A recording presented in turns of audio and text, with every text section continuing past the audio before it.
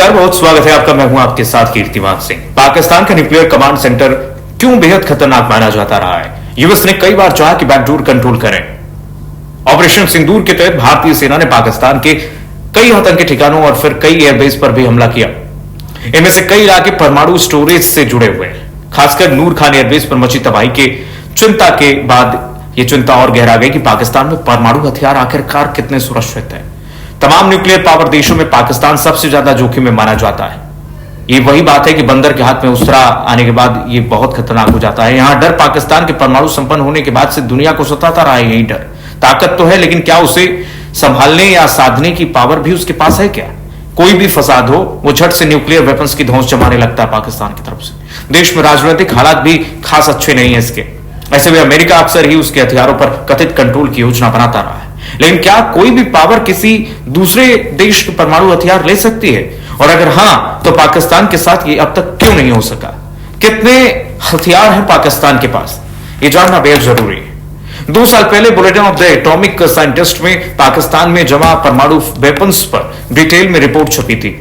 अनुमान है कि इसके पास यानी पाकिस्तान के पास 170 वॉरहेड्स हैं और इसका इरादा लगातार इसे बढ़ाने पर ही है। ये हथियार कहां हैं, उनकी जानकारी पब्लिक डोमेन में खुलकर उपलब्ध हालांकि नहीं है। इसका केवल मोटा मोटा अंदाजा लगाया ही जा सकता है। अलग अलग मीडिया रिपोर्ट्स के दावे ये करती हैं कि हर देश की हाईली क्लासिफाइड जानकारी है, जिसके बारे में देश के टॉप अधिकारी ही जानते हैं। क्यों पाकिस्तान को लेकर चिंता होती रही है, आइए आपको ये भी बताते हैं। देखिए, पाकिस्तानी परमाणु कमांड सेंटर जोखिम में माना जाता रहा है। इसके पीछे कारण ये है, कई कारण है। वहां का राजनीतिक सिस्टम बेहद कमजोर है, जिसमें सेना का जोर चलता है हमेशा से। जो फोर्स चाहती है, सेना चाहती है, राजनीति में लगभग वही होता रहा है। यहां तक तो ठीक है, लेकिन सेना का कंट्रोल भी आतंकियों के हाथ में है। पाकिस्तान में जैश, लश्कर समेत कई आतंकवादी संगठनों के ठिकाने और यहां से टेरर मूवमेंट्स होती रही है।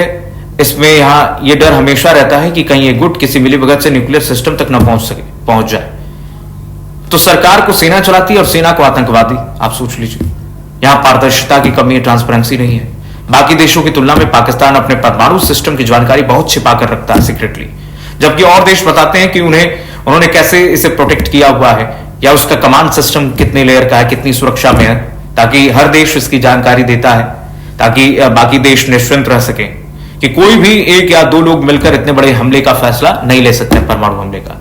वहीं पाकिस्तान के हाइड एंड सीक की वजह से यह भरोसा नहीं बन पाता है कि उनका सिस्टम किस हद तक का सुरक्षित है। अमेरिका को लंबे समय से चिंता रही है कि इस्लामाबाद में अचानक कुछ बड़ा हो जाए, जैसे सिविल वॉर हो जाए, तो न्यूक्लियर हथियार गायब हो सकते हैं। यह बहुत बड़ा खतरा है, आतंकवादियों के हाथ में जा सकते हैं। इसे ही रोकने के लिए वो लंबे समय से अमेरिका बैकडोर कंट्रोल की प्लानिंग करता रहा। दरअसल परमाणु हथियार बनाने पर रोक तो है, लेकिन जो बना चुके हैं उनके वेपन्स पर कोई भी दूसरा देश औपचारिक रूप से कब्जा नहीं कर सकता, जबकि वो सीधे देश पर ही कब्जा न जमा ले जब तक कि तकनीकी तौर पर मुमकिन ही नहीं है। हालांकि बैकडोर कंट्रोल एक विकल्प हो सकता था, जिसकी कथित तौर पर यूएस ने कोशिश भी की। एनबीसी सहित कई मीडिया रिपोर्ट्स इसकी बात करती हैं। यहां तक कि ट्विन टावर अटैक के बाद बड़े डिफेंस अधिकारियों ने भी ऐसा कहा था, जिसे मीडिया में ही खारिज कर दिया गया। आखिरकार बैकडोर कंट्रोल क्या होता है, ये भी जान लीजिए। बैकडोर कंट्रोल एक ऐसा छिपा हुआ सिस्टम है जो अमेरिका को दूर बैठकर हथियारों की डीएक्टिवेट करने की क्षमता दे सके। जैसे कोई चिप या कोड जो न्यूक्लियर सिस्टम में फिट किया जाए, या फिर ऐसा सिस्टम जो अमेरिकी मर्जी से लॉन्च कमांड को फेल कर दे।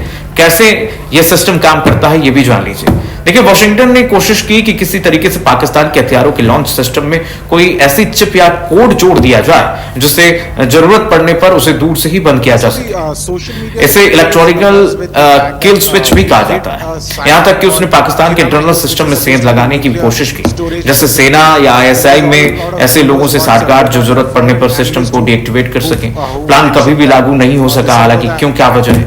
क्योंकि पाकिस्तानी सेना ने इसकी कभी इजाजत ही नहीं दी। उन्होंने साफ कर दिया कि न्यूक्लियर सिस्टम पूरी तरह से उनका है और इससे किसी तरह का दखल वो नहीं माने। और अगर किसी ने यह चाहा तो उससे पाकिस्तान से पूरा युद्ध झेलना होगा।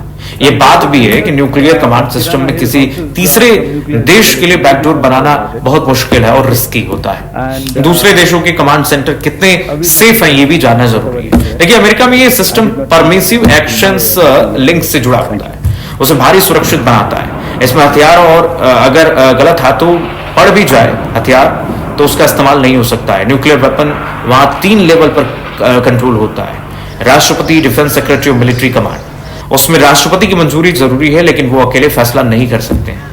रूस में ट्रिगेट नाम का यह परमाणु ब्रीफकेस होता है जो राष्ट्रपति के पास रहता है। इसके अलावा 2 और सैन्य अधिकारियों के पास कोड होते हैं और सभी की मंजूरी जरूरी होती है। इसे भी मल्टीलेयर्ड रखा गया है ताकि एक शख्स की मनमानी न हो और साथ ही कई लोगों की इसमें सहमति जरूर हो। तो अब बात करें भारत की, तो हमारा सिस्टम काफी सेफ कहलाता है। ये न्यूक्लियर कमांड अथॉरिटी के तहत काम करता है। पीएम इसके प्रमुख होते हैं, तीनों सेनाओं के प्रमुख इसकी सलाह देते हैं। हमने नो फर्स्ट यूज पॉलिसी बना रखी है, यानी कि किसी भी देश पर हम पहले वॉर नहीं करेंगे, लेकिन अगर कोई हमें वॉर करता है तो हम पूरी तरह से उसे नस्तानाबूद कर देंगे। तो ये हमारे देश और तमाम देशों के न्यूक्लियर वेपन के इस्तेमाल पर तो भरोसा है दुनिया को, लेकिन पाकिस्तान के न्यूक्लियर वेपन्स के इस्तेमाल पर दुनिया को भरोसा नहीं है, क्योंकि आतंकवादी इससे कंट्रोल करते हैं और इसीलिए पूरी दुनिया को डर है, चिंता है। चलिए वीडियो को लाइक कीजिए, शेयर कीजिए, कमेंट कीजिए।